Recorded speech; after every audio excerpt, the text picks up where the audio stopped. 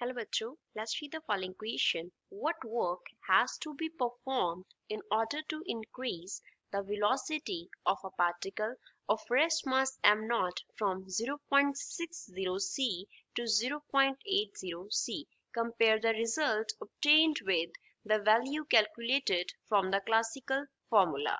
एक ऑब्जेक्ट है जिसका रेस्ट मास हमें m0 दिया है, उसका जो वेलोसिटी है वो इंक्रीज हो रहा है 0.6 c से 0.8 c तक। तो कितना वर्क डन हुआ वो हमें फाइंड आउट करना है। ऑल्सो जो रिजल्ट है उसको हमें कंपेयर करना है किस रिजल्ट के साथ, जो हम क्लासिकल फॉर्मूला से ऑब्टेन करेंगे।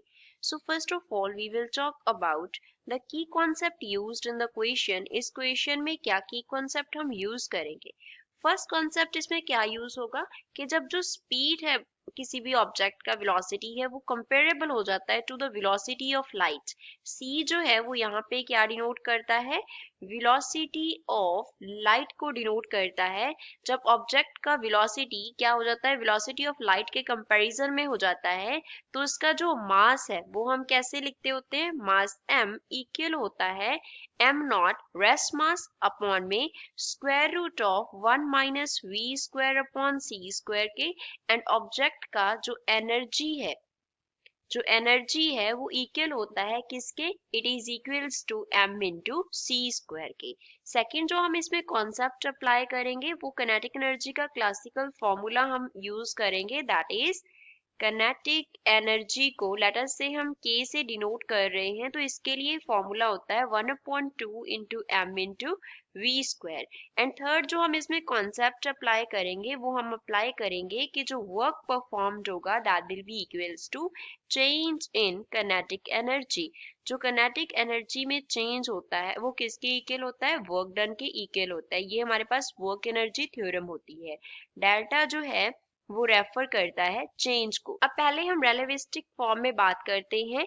जब हमारा जो वेलोसिटी है वो कंपेरेबल है to the velocity of light. पहले उसका जो वेलोसिटी है वो कितना है, 0.6 c है, उससे वो वेलोसिटी चेंज हो गया कहाँ तक, 0.8 c तक। तो इस वेलोसिटी के लिए जो मास होगा m1 वो कितना होगा, m0 upon square root of 1 minus यहाँ पे क्या आ जाएगा v1 square upon c square. And इस वेलोसिटी के लिए जो मास होगा m2 वो क्या होगा हमारे पास, m0 divide by square root of 1 minus v2 square upon c square हो जाएगा।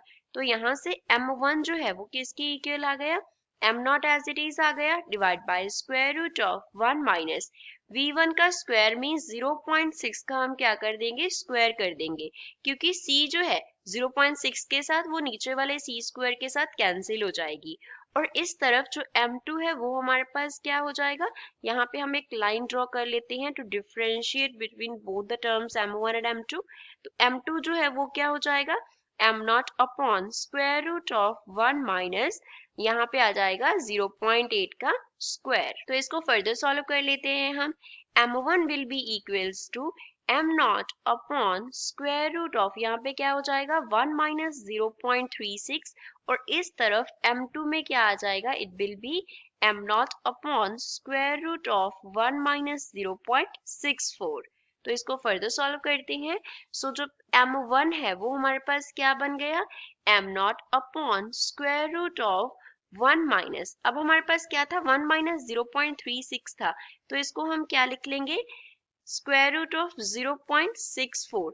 एंड दूसरी तरफ जो m2 था हमारे पास वो क्या था, that is equals to m0 upon 1 minus क्या था हमारे पास 0.64 का स्क्वायर रूट था, तो ये हमें क्या देगा 0.36 का स्क्वायर रूट देगा, it will B 0.36। So from here m1 जो है वो इक्वल आ गया m0 अपॉन 0.8 के, एंड जो m2 है वो इक्वल आ गया किसके, m0 अपॉन 0.6 के। तो इस केस में जो वर्क डन होगा W वो किसके इक्वल होगा, m2 जो फाइनल हमारे पास स्पीड होगी उसकी वजह से जो फाइनल मास होगा m2 c स्क्वायर माइनस क्या हो जाएगा m1 c स्क्वायर हो जाएगा। So from here W will be equals to m2 की जगह पे आ जाएगा m0 upon 0.6 c square minus m1 की जगह पे m0 upon 0.8 into c square. तो इसको फर्दर सॉल्व कर लेते हैं। So W will be equals to M naught C square हमने कॉमन निकाल लिया, पीछे रह गया पहली टर्म से 1/0.6, दूसरी टर्म से 1/0.8, 1/0.6 minus 1/0.8. So from here W is equals to m naught c square into 1/0.6 होता है 1.666 माइनस ये टर्म हमें देगा सेकंड 1.250.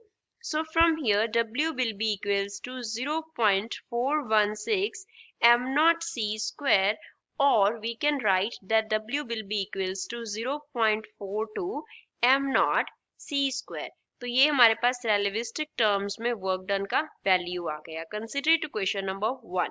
अब क्लासिकल फॉर्मूला से from the classical formula relativistic terms हम क्वांटम मैकेनिक्स में यूज करते हैं. तो क्लासिकल फॉर्मूला के अकॉर्डिंग जो किनेटिक एनर्जी का फॉर्मूला था उसे हमने क्या लिखा था, हाफ एम वी स्क्वायर लिखा था.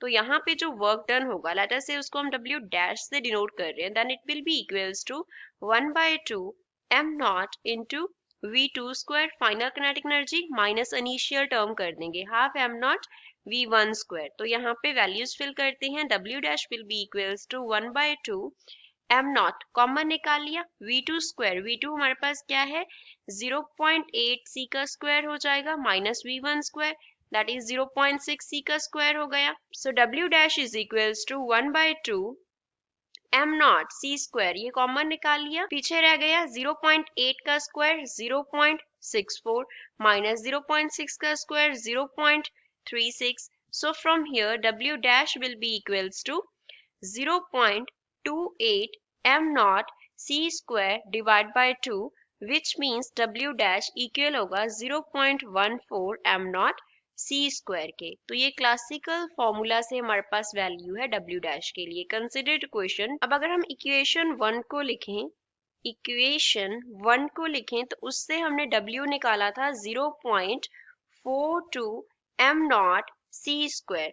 ये हमारा रेलेविस्टिक इक्वेशन था. और सेकंड से जो हमने क्लासिकल फॉर्मूला से W का वैल्यू निकाला, इक्वेशन 2 से W डैश हमने निकाला 0.14 m नॉट c स्क्वायर. तो अगर हम यहाँ से कंपैरिजन करें तो W जो है वो ग्रेटर आ रहा है किससे, W डैश से. So this is final answer to the given question. I hope you understood it well. Thanks.